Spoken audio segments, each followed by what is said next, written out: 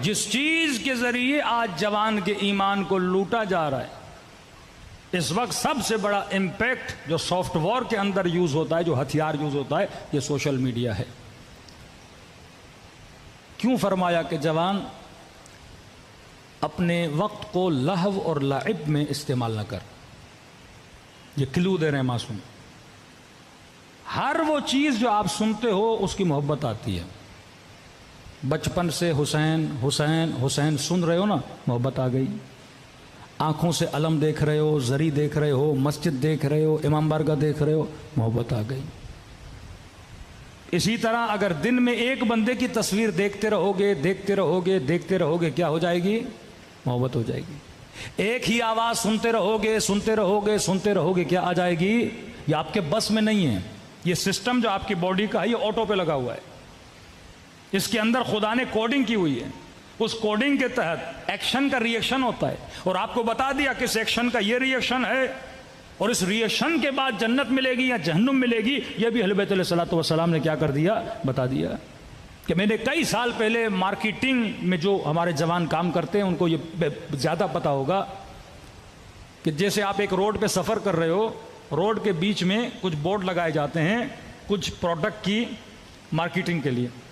نہ تصور کریے کراچی کا شارع فیصل، اب جب تک شارع فیصل پہ چل رہے ہو مثلا 100 سائن بورڈ لگے ہوئے ہیں۔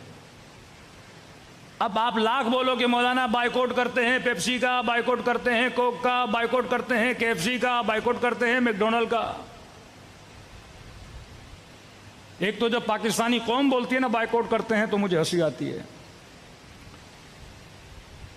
جو قوم اپنی حالت نہ بدلے وہ فلسطینیوں کی حالت کیا بدلے گی؟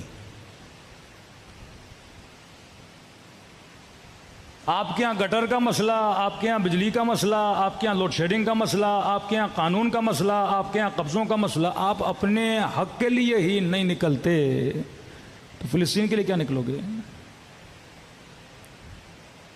کسی نے کہا کہ مولانا پاکستانی بہت صابر قوم ہے۔ میں نے کہا برا نہ مانے، صابر نہیں ہے، ڈھیٹ ہے، ٹھیک ہے نا؟ اسلام میں صبر کی بڑی تعریف ہے، ڈھیٹ پن کی مذمت ہے۔ ڈھیٹ بندہ وہ ہوتا ہے جو اپنے حق کے لیے نہیں نکلتا۔ ڈھیٹ بندہ وہ ہو جس پہ ظلم ہوتا رہے لیکن ظلم کے خلاف آواز نہ اٹھائے۔ ہاں UK والے نکلیں فلسطین کے لیے بات سمجھ آتی ہے، کیونکہ وہ اپنے حقوق کے لیے کم از کم نکلتے ہیں اور اپنا حق لیتے بھی ہیں۔ کینیا کے لوگ نکلیں، وہاں پہ ٹیکسز لگے، جو بھی ہوا انہوں نے پیسفل پروٹیسٹ کیا، وہ سارے ٹیکس انہوں نے نیچے لائے، یعنی کالوں میں بھی اتنا شعور تھا۔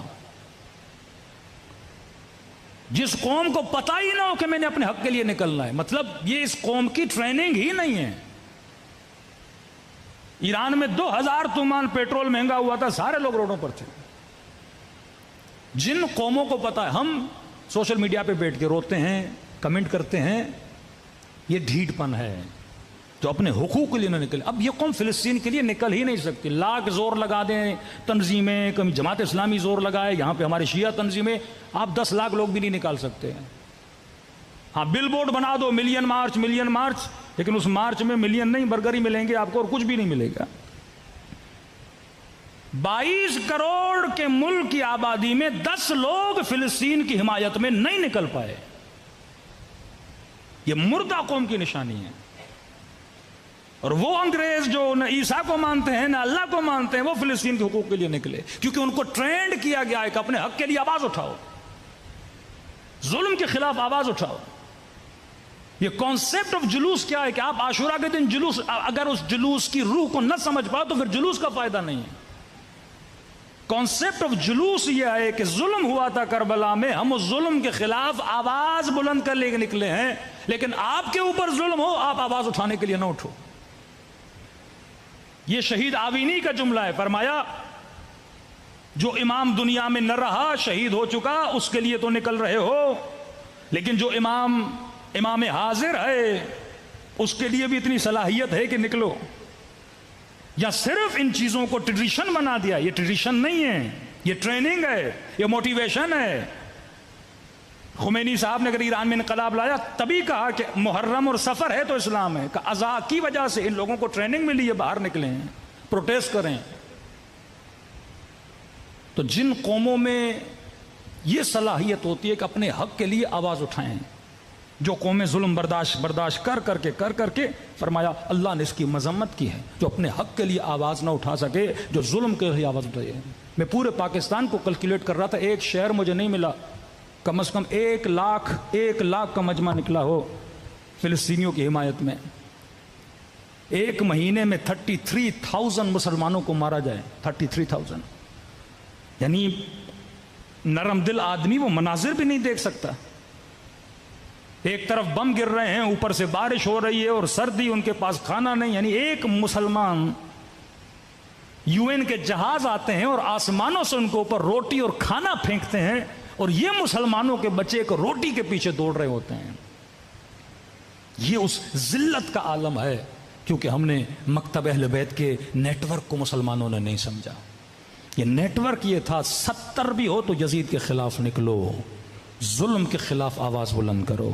سیدہ زینب نے یہ نہیں سوچا میں عورت ہوں، سامنے ظالم بیٹھا ہے تو میں چپ ہو جاؤں کہ عورت کمزور ہوتی ہے اور ظالم کے خلاف کیسے بولی، کا نہیں، ہمت زہرا، ہمت جناب سیدہ زینب دیکھو، جب حق مانگنے جاتی ہیں تو بلا خوف بلا جھجک ظالم کے مقابلے میں کھڑی ہوتی ہیں اور اپنے حق کے لیے آواز کو بلند کرتی ہیں۔ صلوات پڑھے محمد و آل محمد۔